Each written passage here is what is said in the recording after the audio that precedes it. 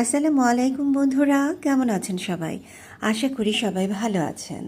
বন্ধুরা, কাঁঠালি চাপার এই ডালটা ফুলসহ আমি নিয়েছি গাছ থেকে কেটে।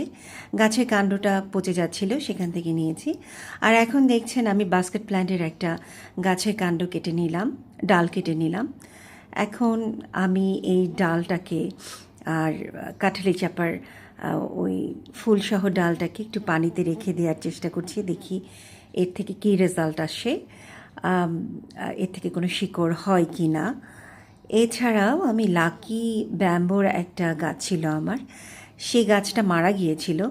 ওই গাছের কিছু অংশ, ভালো অংশ আমি পানিতে রেখে দিয়েছিলাম, বেশ কিছুদিন ধরেই রেখেছি। শিকড় হয়েছে কিন্তু গাছের কোনো ডালপালা হয়নি। তো কাঁঠালি চাপা গাছটা আসলে আমার খুব প্রিয় একটা গাছ। গাছটার কাণ্ডটা পচে গিয়েছে, যার কারণে আমি গাছের ডালটা কেটে নিয়েছিলাম। এখন একটা এক্সপেরিমেন্ট করছি যে এই ডাল থেকে আদৌ শিকড় হয় কি না, বা বাস্কেট প্ল্যান্ট থেকে কোনো শিকড় হয় কি না, এখন দেখার বিষয় কি হয়। তো বন্ধুরা, ভালো থাকেন, সুস্থ থাকেন, ধন্যবাদ।